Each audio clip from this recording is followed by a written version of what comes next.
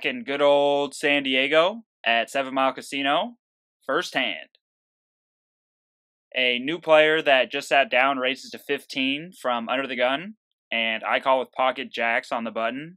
I wouldn't be thrilled about raising and getting it all in pre-flop if villain shoved. Many players at this limit like to limp a lot, so when they raise, it signals a much tighter range than normal. If a few other players called and more dead money was in the pot, I would have put the squeeze on, but I felt calling here was the slightly better play. Queen Jack 10 flop, 2 clubs, huge action. I bet 80% of the pot once villain checks, since the board is so connected. Then the villain makes the call. The turn is the theme of the episode. Worst card in the deck for my exact hand. Pretty easy check back to try and fill up on the river. Villain then leads on a blank for half pot. This bet screams like a king to me. I have to think of a hand that I beat, and the made hands like ace queen or pocket aces I think would check and not turn into bluffs, and also all the possible draws hit. So for me to call, he would have to bet here with some hands like pocket tens that I am actually ahead of to make it profitable. I'm guessing he wouldn't value bet that thinly, so I make the laydown. Premium starting hand again. One caller right behind me after I raise, and also the small blind who is extremely short stacked. Not many bad flops with aces, but this one is about as bad as it gets. I check. This low connected board is also very bad for my range in general, being the under the gun opener. The villain in position bets, and I make the call once the short stack folds. I still do have aces, and am ahead of many holdings. The turn changes that pretty quickly though. The worst card in the deck, once again, 9 of spades, completing basically all the draws.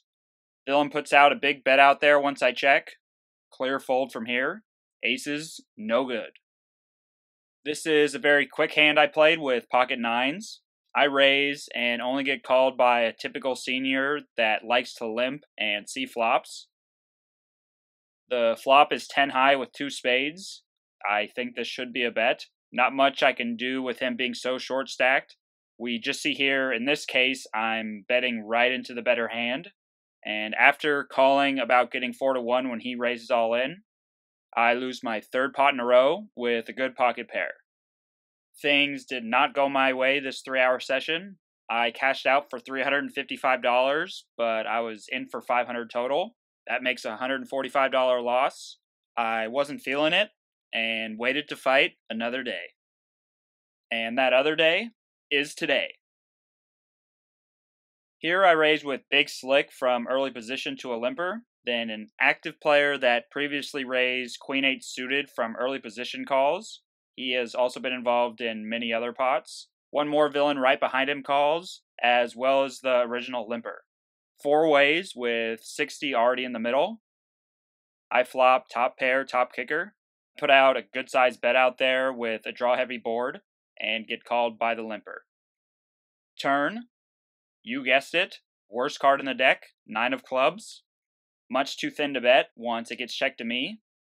River is then a blank, and I have a decision once the villain leads out for half pot.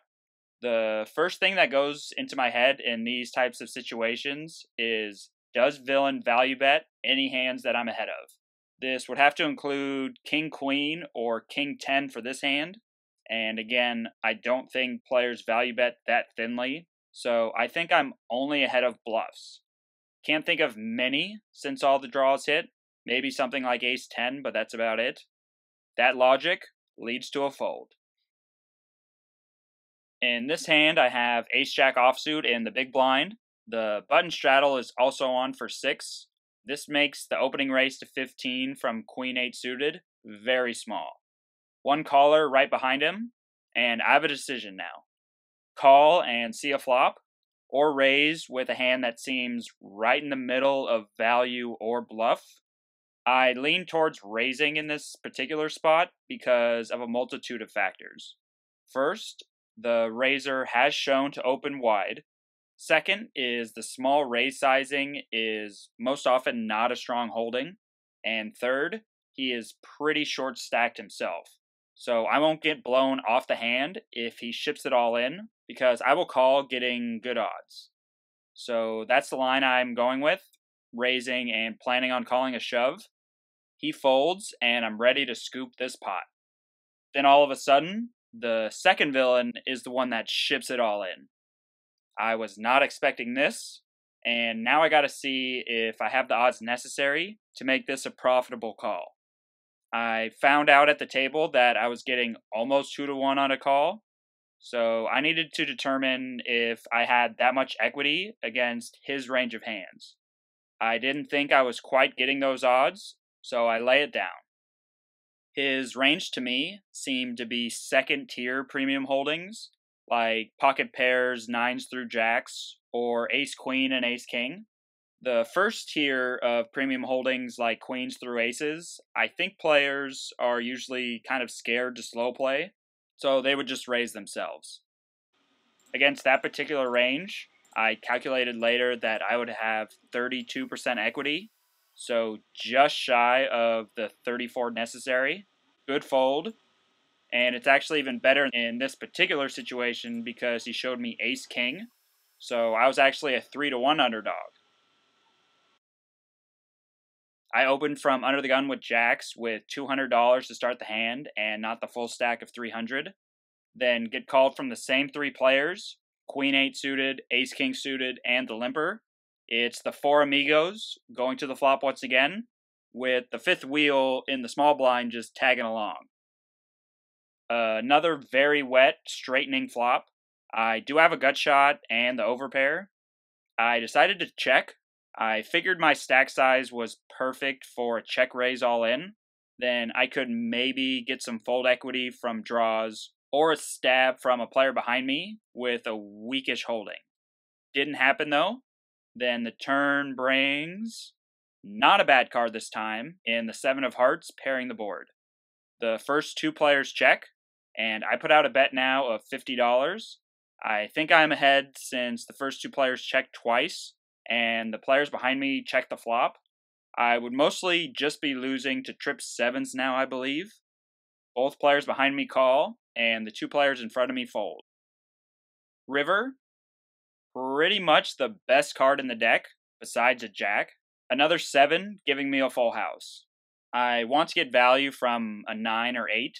Like the saying goes, players never fold a full house. I go all in. Queen 8 suited goes all in for a little bit more. Flipping over pocket 9s, a higher full house. Caught me pretty off guard.